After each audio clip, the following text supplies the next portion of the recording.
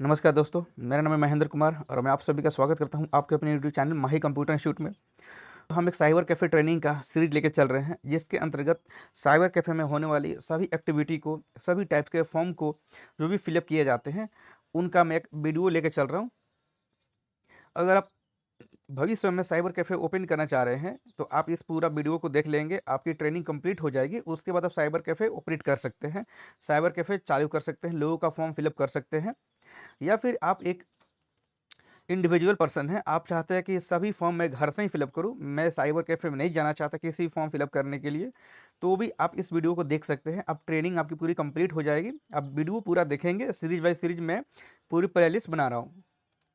दोस्तों, आज की हमारी टॉपिक होगी जन परिचारी आईडी को लेकर। जन परिचारी आईडी क्या होता है? जैसे कि आपने नाम सुना होगा ना, income certificate, caste certificate, residential certificate, OBC certificate, OBC state level का सर्टिफिकेट, ओबीसी नेशनल लेवल का certificate, EWS certificate, ration card और भी बहुत सारे फॉर्म जो साइबर कैफे के अंदर भरी जाती है। तो ये इनकम सर्टिफिकेट किसी को बनवाना हो तो कैसे बनाएगा? इनकम सर्टिफिकेट बनाने के लिए या फिर कास्ट सर्टिफिकेट बनाने के लिए, आवासीय बनाने के लिए, आवासीय जिसको रेसिडेंशियल भी बोलते हैं, डोमिसाइल भी बोला जाता है, तो आप ये जो भी सर्टिफिकेट बनवाना चाहते हैं, ये साइबर कैफे के अंदर ये सब बनती है। आप खुद से भी बना सकते हैं। तो इनके लिए एक आईडी लेनी पड़ती है, जो जन परिचारी पे ही रजिस्टर्ड की जाती है। अब जन परिचारी क्या है? एक भारत का ये वेबसाइट है, ये ग्लोबल वेबसाइट है, जिसके ऊपर एक बार आईडी बनाने के बाद आप इंडिया के अंदर न किसी भी स्टेट के आप हो, आप उस स्टेट से संबंधित सरकारी काम को कर सकते हैं। जैसे जन परिचारी पे एक बार आईडी बन जाने के बाद, अगर मैं बिहार का हूँ तो बिहार के अंदर की इनकम सर्टिफिकेट, कास्ट सर्टिफिकेट, या फिर ये कह लीजिए मैं जो भी लिस्ट दे रहा हूँ ना, सभी लिस्ट के अंदर की कुछ भी सर्टिफिकेट बना सकता हूँ। अगर झारखंड से हो तो भी बना सकते हो, अदर स्टेट से हो तो भी बना सकते हो। इसलिए ये एक बहुत इंपॉर्टेंट हो जाता है जन परिचय पे आईडी बनाना। देखो, बिना आईडी बनाए भी आप आय, निवास, जाति, ये सभी सर्टिफिकेट आप बना सकते हैं। लेकिन आईडी बनाने में और आईडी ना बनाने में फायदा क्या है, वो मैं बताऊंगा नेक्स्ट में। हम चलते हैं फटाफट से स्क्रीन पे, और मैं एक आईडी बना के आपको दिखलाता हूँ आईडी कैसे बनेगा। आईडी बनने के बाद ही आपको सारा स्टेप मैं समझाऊंगा। जैसे आईडी बनाऊंगा, उसके बाद में इनकम सर्टिफिकेट बनाना सिखाऊंगा आपको, कास्ट सर्टिफिकेट बनाना सिखाऊंगा, रेसिडेंशियल बनाना सिखाऊंगा, जिसको आवासीय बोलते हैं, डोमिसाइल बोलते हैं, ओबीसी बनाना सिखाऊंगा। ओबीसी में दो टाइप के सर्टिफिकेट बनते हैं, एक होती है ओबीसी स्टेट लेवल की, एक होती है ओबीसी ओबीसी एनसीएल, आप उसको पूरा बोल सकते हैं, नॉन क्रीमिलियर सर्टिफिकेट ना। ओबीसी डायरेक्ट कोई नहीं बनाता, ओबीसी एनसीएल ही बनाया जाता है, क्योंकि OBC non creamy layer. OBC non creamy layer state level certificate, OBC non creamy layer national level certificate, ये दो टाइप की क्यों बनती है? तो अब अभी दो टाइप की इसलिए बन रहा है क्योंकि अगर मान लीजिए केंद्र सरकार की कोई रिलेटेड कोई वैकेंसी आ रही है, जैसे रेलवे की अभी निकली हुई है, रेलवे टेक्नीशियन, रेलवे एएलपी, या फिर केंद्र सरकार की अन्य कोई वैकेंसियाँ निकलती है, तो उसके लिए, उस वैकेंसी के लिए उसमें गवर्नमेंट ने दिया हुआ है कि ओबीसी वाले जो भी कैंडिडेट होंगे वो अपना ओबीसी एनसीएल सर्टिफिकेट अपलोड करेंगे। उस कंडीशन में होता है ना कि लोगों के पास स्टेट लेवल की तो ओबीसी होती है, लेकिन नेशनल लेवल की ओबीसी नहीं होती है, जिसके तहत फॉर्म रिजेक्ट होने का चांस बन जाता है। तो इसलिए फॉर्म रिजेक्ट ना हो, मैं प्रॉपर गाइडलाइन लेके चल रहा हूँ। मैंने दो वीडियो में आपको एनवीएस का फॉर्म फिलअप करना बताया था, और ओरिएंटल इंश्योरेंस का फॉर्म फिलअप करना बतलाया हुआ है।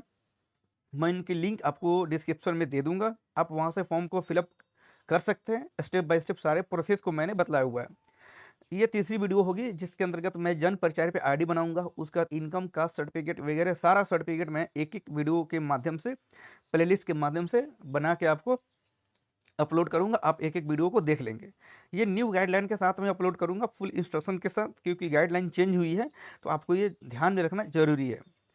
ईडब्ल्यूएस भी बनाना सिखाऊंगा, जो कि जनरल वालों के लिए बनती है, 10% डिस्काउंट जो बनता है ना आरक्षण के लिए। देखो, जन परिचारी का और भी फायदे हैं, जैसे राशन कार्ड का आपने नाम सुना ही होगा, तो राशन कार्ड अप्लाई करोगे, एडिट करोगे, बिना जन परिचारी का आप नहीं कर सकते। तो ये कह लीजिए कि बहुत सारे फॉर्म ऐसे होते हैं जो कि उनको फॉर्म फिलअप करने के लिए, सरकारी योजनाएं बहुत सारी ऐसे होती है जो कि उनको कंप्लीट फिलअप करने के लिए, भरने के लिए फॉर्म ऑनलाइन, आपको जन परिचय पे आईडी बनाना ही पड़ता है। तो आईडी में अभी जन परिचय पे एक आपके सामने एक बना देता हूँ, उसके बाद नेक्स्ट वीडियो से ये सारे पे एक एक कंप्लीट वीडियो बना के अपलोड कर दूंगा। ठीक है दोस्तों, तो चलते हैं अपने स्क्रीन पे, और जन परिचय का एक वेबसाइट ओपन करता हूँ और वहाँ पे मैं एक आईडी बनाता हूँ। हम अपने स्क्रीन पे आ गए हैं एक जन परिचारिका आईडी बनाने के लिए। सबसे पहले हमें कोई ब्राउज़र को ओपन करना होगा, कि क्रोम, फायरफॉक्स, मोज़िला, ऑपेरा जो भी आप यूज़ करते हो, एक ब्राउज़र पे जाएँगे। मैं अपने केस में ओपेरा यूज़ करता हूँ, तो मैं ओपेरा पे जाऊँगा और यहाँ पे एक सबसे ऊपर में गूगल पे एड्रेस जो लिखी होती है ना, वेब एड्रेस, अब वहाँ पे लिख देंगे जन परिचारी या फिर सर्विस प्लस। इसका नाम बदल चुका है, पहले इसमें बनता था आरटीपीएस। अगर आप आरटीपीएस भी टाइप करेंगे ना, इंटर कर देंगे, तो भी ये वहीं लेके जाएगा, है ना। गवर्नमेंट ऑफ बिहार, गवर्नमेंट में by default government of Bihar पे जाएगा। निवास प्रमाण पत्र, जाति प्रमाण पत्र, आय प्रमाण पत्र, यहाँ पे सबके लिए नीचे आ रहा है। कहीं भी आप क्लिक कर देंगे तो मैं यहाँ पे जाऊँगा सबसे टॉप पे, आरटीपीएस 3। ये वेरिएबल होता है, आरटीपीएस 1 2 3 इससे मतलब नहीं है, जितने यूजर बनेंगे ना ऑटोमेटिक वो चेंज होते रहेगा। आप आरटीपीएस 3 ओपन के नाम से हो रहा है, कोई दिक्कत नहीं, आप इस पर क्लिक कर लेंगे। आरटीपीएस 2 भी हो सकता है, 1 भी हो सकता है, उसके लिए आपको टेंशन नहीं लेना। देखो आरटीपीएस की वेबसाइट चेंज हो चुकी है, पर आरटीपीएस की पहले एक सेपरेट वेबसाइट होती थी जिसके ऊपर आय निवास जाति बनाया जाता था। फिलहाल आरटीपीएस की वेबसाइट को चेंज करके आपको सर्विस प्लस रख दिया गया है नहीं। आप ऊपर में देखो ना, service plus online Bihar GOV.in। तो मैं अभी बिहार इसको आईडी बनाऊंगा। आप यहाँ पे सिर्फ सर्विस प्लस लिखेंगे तो ये इंडिया लेवल की आईडी बनेगी। तो जो आईडी बनेगी वो इंडिया लेवल पे ही होगी, लेकिन उसके अंदर मैं बिहार के अंतर्गत जो भी फॉर्म्स निकलेगी उसके लिए मैं फिलअप करने वाला हूँ। तो मैं यहाँ पे जाऊँगा लॉगिन पे। देखो अगर आप चाहते हो ना कि बिना लॉगिन किए, बिना आईडी बनाए मैं आय, निवास, जाति अप्लाई करके बना दूँ, बिल्कुल आप बना सकते हो। ठीक है? बिल्कुल आप बना सकते हो। वो कैसे बनेगा? आप मेन वेबसाइट पे आ गए, उसके बाद से यहाँ पे लिखा हो आवेदन ऑनलाइन, लोक सेवाएँ, अन्य सामान। देखिए बहुत सारे यहाँ पे है ना, बहुत सारे यहाँ पे फॉर्म चलता है। जन्म प्रमाण पत्र, मृत्यु प्रमाण पत्र, श्रम संसाधन विभाग के अंदर ये वाली फॉर्म निकली हुई है, गृह विभाग के अंदर ये वाली फॉर्म निकली हुई है ना, अन्य सेवाएं। इसमें बहुत सारा आपका ना सेवा गवर्नमेंट जो देती है, जो गवर्नमेंटल सेवाएं होती है, आप इसमें से हर एक विभाग से जुड़ी हुई इसमें फॉर्म्स रहते हैं। आप एक एक करके आपको अगर जो जरूरत होगा उसमें आप अपना काम कर लेंगे। मैं भी लोक सेवाएं लेकर जाऊंगा। अन्य प्रशासन विभाग में आवासीय यहाँ पे है, अंचल स्तर पे, अनुमंडल स्तर पे, जिला स्तर पे। मैं बता दूं, जो भी मैं डॉक्यूमेंट बनाऊंगा, जो भी सर्टिफिकेट, इनकम, कास्ट रेसिडेंशियल कुछ भी मैं बनाऊंगा, उसके 3 स्टेप होगी। पहला अंचल स्तर पे, जिसको ब्लॉक लेवल बोलते हैं, जिस पे पहले सीओ बनाया जाता था, बीडीओ, सीओ, लेकिन फिलहाल अब आरओ बनाते हैं, रेवेन्यू ऑफिसर। कुछ भी ब्लॉक लेवल पे बनाओगे आरओ से ही बनेगा, अभी के डेट में जो अपडेट हुई है। और दूसरी ये होता है अनुमंडल स्तर, जो कि आपका एसडीओ लेवल होता है। तो पहले ब्लॉक लेवल पे बनाएंगे, अंचल स्तर पे, उसके बाद आप यहाँ पे अनुमंडल स्तर पे जाएंगे, सीओ लेवल पे, सॉरी एसडीओ लेवल पे, उसके बाद जिला लेवल पे, डीएम लेवल। 3 ही लेवल होती है हर चीज का, चाहे आप आवासीय में देखेंगे, जाति में देखेंगे, आय में देखेंगे, नॉन क्रीमिलियर बिहार सरकार के पुरिंजनारत है ना, यहाँ पे बिहार गवर्नमेंट के लिए ये अप्लीकेबल होगा। नॉन क्रीमिलियर, इसके भी 3 लेवल होंगे, अंचल स्तर, अनुमंडल स्तर, जिला स्तर। नॉन क्रीमिलियर प्रमाण पत्र केंद्र सरकार के लिए परियोजनारत है, मतलब सेंट्रल वाली जो मैं बताया था ना, सेंट्रल वाली ओबीसी बनाएंगे, उसके भी 3 लेवल होंगे, अंचल लेवल, अनुमंडल स्तर और जिला स्तर। आर्थिक रूप से कमजोर वर्ग के लिए आय और संपत्ति प्रमाण पत्र, जिसको हम लोग बोलते हैं ईडब्ल्यूएस, है ना, इकोनॉमिकली वीकर सिलेक्शन, ईडब्ल्यूएस के अंदर आएंगे। ये भी 3 लेवल पे जाएगा, अंचल स्तर, अनुमंडल स्तर और जिला स्तर। मैं एक एक करके सभी चीजें बताने वाला हूँ। सबसे पहले सभी चीजों का, सबसे पहले आवासीय, जाति, इनकम, ये जो भी यहाँ पे दिया हुआ ना, हर एक सर्टिफिकेट का मैं अंचल लेवल ही बनाऊंगा पहली स्टेप में। दूसरी स्टेप में सभी चीज़ों का मैं अनुमंडल लेवल पे जाऊंगा और जिला लेवल पे, मैं तीनों लेवल कंप्लीट करके दिखलाऊंगा। इस वीडियो में मैं सिर्फ एक अंचल लेवल पे ही बात करने वाला हूं, लेकिन उससे पहले मैं अभी इस वीडियो में आईडी के बारे में बात कर रहा था, मैं आईडी के बारे में बता दूं। देखो अगर आप आईडी बनाते हैं, उसके बाद फॉर्म अप्लाई करते हैं आय के लिए, इनकम के लिए, तो आपका फॉर्म सेव हो जाता है, ड्राफ्ट में चला जाता है। अगर चूंकि आपको पता है ना, ये वेबसाइट बहुत फास्ट वेबसाइट होती है। अगर इस पे बहुत लोगों का ऐसा होता है कि वो लोग फॉर्म फिलअप करते करते सर्वर चली जाती है, या फिर वो ड्राफ्ट में सेव नहीं कर पाते हैं, या फिर उनके पास ड्राफ्ट नहीं आ पाती है। इस केस में होता क्या है ना, कि ये फॉर्म पे जो भी स्टूडेंट, जो भी साइबर वाले बंदे अगर अप्लाई कर रहे होते हैं, जैसे इनकम अप्लाई करना है किसी को, कास्ट अप्लाई करना है किसी बंदे को, अगर आप कास्ट अप्लाई कर रहे हो तो इसमें फॉर्म की जो भरने की ड्यूरेशन होती है 3 मिनट। 3 मिनट के अंदर आपको टोटल फॉर्म को सबमिट कर देना होता है।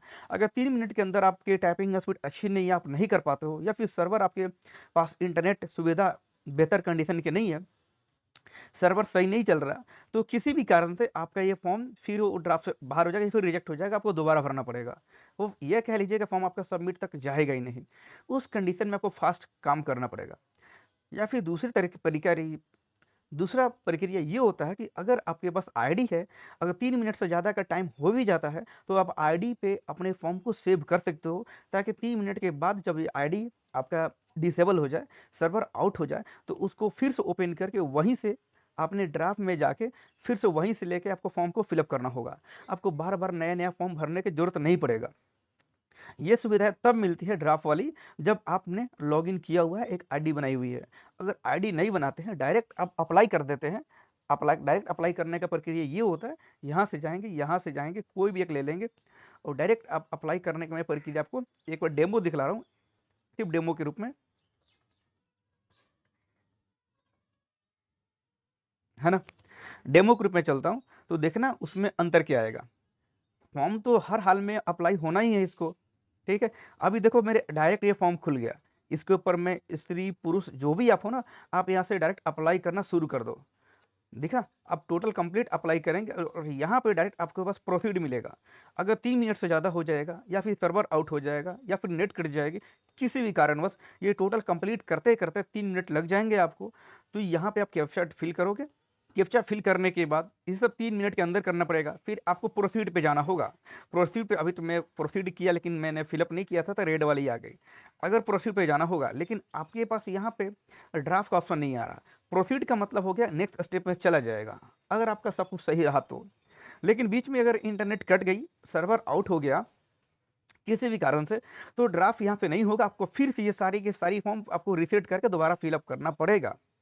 लेकिन अगर आईडी ले लेते हो तो फर्क क्या पड़ेगा, आईडी ले लोगे तो यहाँ पे आपका नाम आ जाएगा। अब ये आईडी नहीं है, तो ये बिल्कुल ब्लैंक चल रहा है। इसको मैं अभी डिसेबल करते हैं, यहाँ से क्लोज करता हूँ, और यही प्रक्रिया आईडी के थ्रू करके दिखाऊंगा आपको। उससे पहले मैं आपको लॉगिन करना तो सिखा दूं पहले, आईडी कैसे लेंगे। तो लॉगिन पे जाएंगे सबसे पहले, ये उनके लिए होता है जो आईडी लेने वाले हैं, या फिर जिनके पास आईडी एक बनी हुई है। मैं लॉगिन पे जाऊंगा, लॉगिन के लिए, है ना, आगे बढ़े, यहाँ पे क्लिक करूंगा, यूजर आईडी पासवर्ड आपको मिलेगा, उससे लॉगिन करना पड़ेगा। तो लॉगिन आईडी पासवर्ड के लिए मैं यहाँ पे आ गया। मेरी पहचान सिंगल साइन ऑन सर्विस, ये गवर्नमेंट की होती है एक आईडी, मतलब ये वेबसाइट, ठीक है। उसमें 3 तरह के लेवल, 3 तरह से आईडी बनाए जा सकते हैं, user name, email ID password के थ्रू, मोबाइल नंबर के थ्रू लॉगिन कर सकते हैं, या फिर अदर के अंदर जाएंगे तो आप यहाँ पे email ID, mobile number, password के थ्रू फिर से लॉगिन कर सकते हैं। तो मैं सभी चीज़ें बताता हूँ, एक आईडी बना लो, लाइफ टाइम के लिए काम आएगा। आईडी आपके पास अगर नहीं बनी हुई है, यहाँ पे ना ईमेल आईडी पासवर्ड आपके पास नहीं बनी हुई है, आईडी फॉरगेट करना चाहते हो, यहाँ से फॉरगेट कर सकते हो, पासवर्ड फॉरगेट करना चाहते हो, यहाँ से फॉरगेट कर सकते हो। लेकिन जब बना ही नहीं है ना, कैसे बनाएंगे हम, तो इसको नीचे करके जाएंगे, नीचे भी दिख रहा होगा आपके पास डिजी लॉकर की आईडी होगी, गवर्नमेंट यूजर के लिए होगा, या फिर ई प्रमाण पत्र, कोई भी आईडी होगा तो आप इसको लॉगिन करके फॉर्म फिलअप कर सकते हैं। अगर आपके पास कोई आईडी नहीं है, सीएससी आईडी होगा तो भी काम हो जाएगा। एक नेशनल सिंगल विंडो सिस्टम जो कि कमिंग सून अभी एक आईडी बनने वाली है, जो गवर्नमेंट लॉन्च करने वाली है सिंगल के लिए, वो भी काम हो जाएगा। कोई आईडी आपके पास नहीं है, आप सीधे यहाँ पे चले आएंगे, साइन अप फॉर मेरी पहचान, न्यू यूजर आप है ना, आप न्यू बंदा है ना जो कि आईडी बनाने वाला हो, तो साइन अप पे जाओगे। साइन अप पे क्लिक जैसे करेंगे, ये फ्रेश आईडी बनाने के लिए हमको विंडोज देगा। और यहाँ पे देखो बिल्कुल सिंपल सा स्टेप चलेगा, बहुत ज़्यादा इसमें कुछ है नहीं। ऊपर में चले जाओ, मोबाइल नंबर यहाँ पे है ना, मोबाइल नंबर डालेंगे, सबसे पहले ओटीपी आएगा। First name, last name optional होता है, दो या ना दो कोई फर्क नहीं पड़ता। डेट ऑफ बर्थ, ठीक है, ये सब ऑप्शनल होते हैं, लेकिन फिर भी आपको देना पड़ेगा, दे देना कुछ भी, डेट ऑफ बर्थ, जेंडर दे देना आप यहाँ पे, मेल फीमेल कुछ भी, लेकिन फर्क नहीं पड़ता कुछ भी। सजेशन आईडी, ये आईडी आपकी बहुत इंपॉर्टेंट होती है, इसी आईडी से आपको ये फॉर्म ओपन होने वाला है। फिर यहाँ पे पासवर्ड देंगे, ठीक है, आईडी पासवर्ड देंगे, और नीचे देख लेते हैं, और कुछ नहीं है, एक्सेप्ट टर्म एंड कंडीशन को लेके वेरीफाई कर लेंगे। वेरीफाई करेंगे तो आपके पास ईमेल आईडी, मोबाइल पे दोनों पे ही ओटीपी आएगी, और ओटीपी को वेरीफाई करके ही आगे बढ़ना होगा, ठीक है। तो हम चलते हैं, मैं एक मोबाइल नंबर देता हूँ सबसे ऊपर पहले, ठीक है। मोबाइल नंबर यहाँ पे आपको अपना देना होगा, ठीक है। देखो आईडी बनाने के बाद में इसमें ऐसा नहीं होता है ना कि आप अगर आप आईडी बना लिए है ना, कि आप आईडी बना लिए तो आप अपना ही फॉर्म अप्लाई कर सकते हो, ऐसा नहीं होता। आईडी बनाने के बाद आप गवर्नमेंट की नज़र में एक आईडी क्रिएट हो जाती है कि आप एक मतलब ऑथेंटिक कैंडिडेट हो, जो किसी भी बंदा का आय निवास जाति से रिलेटेड लोक सेवाएं से संबंधित जो भी फॉर्म आती हैं सरकारी, आप वो फॉर्म फिलअप कर सकते हो। आईडी बस एक पहचान के लिए होती है, इसका नाम ही है ना मेरी पहचान। तो आप यहाँ पे एक मोबाइल नंबर देंगे, या आप ऐसा नंबर देंगे जो फ्रेश हो, जो रजिस्टर्ड बार बार ना की हो। ठीक है, तो मैं एक नंबर यहाँ पे देने वाला हूँ, क्योंकि मेरे साथ फ्रेश नंबर होगा और उस पर ओटीपी भी आएगा।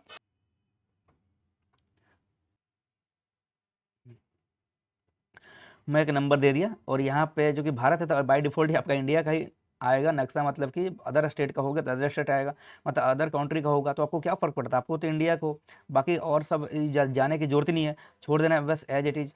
नंबर मैंने दे दिया, एक जनरेट ओटीपी करता हूँ, एक ओटीपी आएगा। ठीक है, मैंने एक ओटीपी आया और मैं यहाँ पे एक ओटीपी को फिल कर लिया, यहाँ पे मैं सबमिट कर लूँगा। अगर आपके केस में ओटीपी नहीं आते हैं तो जो भी आपने नंबर ऊपर दिया हुआ है, इस नंबर में आप यहाँ पे रिसेंड करेंगे तो ओटीपी दोबारा भेज देगा आपको।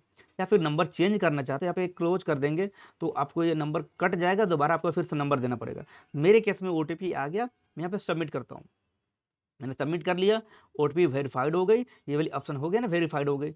अब चलेंगे फर्स्ट नेम लास्ट नेम, आप यहाँ पर नाम कुछ भी दे सकते हो, ऐसा जरूरी नहीं है कि आपका जो ऑफिशियल नाम होगा वही आप देंगे। तो मान लो मेरे केस में मेरा नाम है यहाँ पे रवि कुमार, तो मैं सिर्फ रवि लिख देता हूँ। लास्ट नेम नहीं चाहिए तो ऑप्शनल लिस्ट ओके चलेगा। डेट ऑफ बर्थ की जगह पे मैं यहाँ पे दे देता हूँ जैसे कि 1/1, ऐसा डेट ऑफ बर्थ कुछ भी ले लोगे।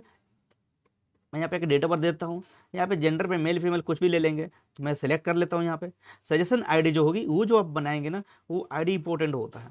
आप यहाँ से अपना कुछ भी बनाएंगे और @ जन पहचानी gov.in ऑटोमेटिक लग जाएगा, तो इस पे ऊपर ध्यान नहीं देना, आपको बस एक आईडी बनाना है।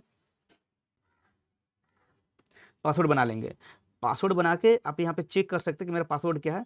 ये ना आपको यहाँ पे पासवर्ड दिख जाएगा। मैं एक यूनिवर्सल पासवर्ड बनाता हूँ, बाद में मैं इसको चेंज भी कर लूंगा। ये अभी के लिए बस ऐसे पासवर्ड आ रहा हूँ आपको दिखलाने के लिए, इस पासवर्ड को मैं बाद में चेंज कर लूंगा। ठीक है, हमारी पासवर्ड बन गई। उसके बाद मैं एक्सेप्ट पे जाऊंगा और यहाँ पे एग्री आएगा, डिनाई आएगा, मुझे एग्री करना है, एग्री कर लूंगा। देखो गलती क्या हुआ ना, ये जो आईडी ले रहा है ना, वो आईडी मेरा कंप्लीट नहीं हो पा रहा, कुछ और भी देना पड़ेगा यहाँ पे। जैसे रवि मैं यहाँ पे दे दूँ अंडरस्कोर, उसके बाद 198 ऐसा कुछ भी दे दिया ना फिर से, और फिर से मेरी आईडी ये वाली हो जाएगी, और मैं दोबारा फिर से आगे चलता हूँ। ये आईडी बोल रहा है कि पहले से बनी हुई है, ये है ना, यहाँ पे पहले से आईडी बनी हुई है। आपको कुछ ऐसा एक यूनिक नाम सोचना पड़ेगा जो कि आईडी किसी की बनी नहीं हो, तो इसका कोई मतलब नहीं है। और मैं फिर से जाऊंगा यहाँ पे सबमिट पे। ये भी आईडी पहले से बनी हुई है, इसमें आईडी देखना पड़ता है कि बहुत लोगों ने इस पर आईडी बना कर रखा हुआ है। आपको भी आईडी से मैं बना दूँ, नहीं ले रहा तो अंडरस्कोर तो ले ही सकता है, अंडरस्कोर ले लेगा। यहाँ पे ऐसा कुछ भी दे दो ना, इतना लंबा दे देते हैं ताकि ये मेरा आईडी प्रॉपर बनी जाए, इसलिए। ये आईडी मेरा देखो साइन अप हो गया, ये हमारा आईडी बन गया। ठीक है, आईडी बनने के बाद से थैंक यू फॉर साइनिंग बन गया। उसके बाद यहाँ पे कंटिन्यू पे चलेंगे, ये वेरिफिकेशन के लिए आएगा। आप यहाँ पे प्रोसीड टू केवाईसी कर सकते हैं, स्किप टू सर्विस ले सकते हैं।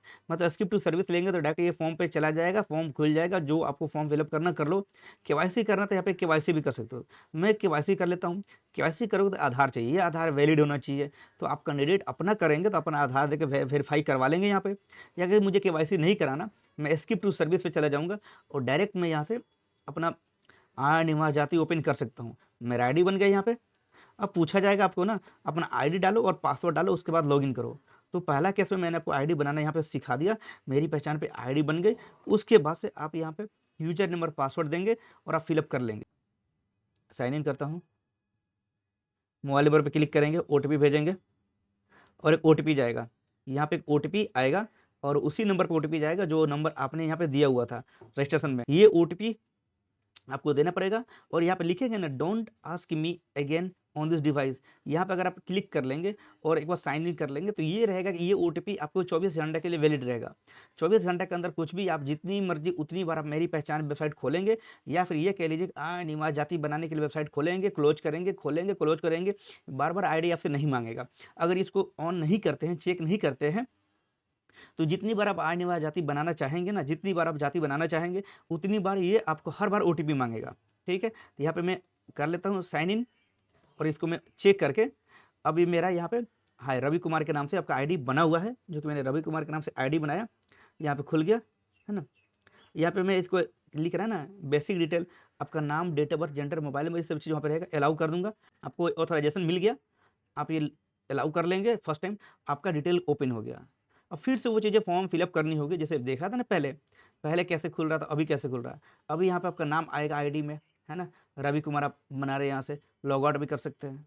आपको फिर यहाँ से इनकम बनाना होगा, यहाँ पे सर अप्लाई फॉर सर्विस पे जाएंगे, व्यू ऑल पे जाएंगे।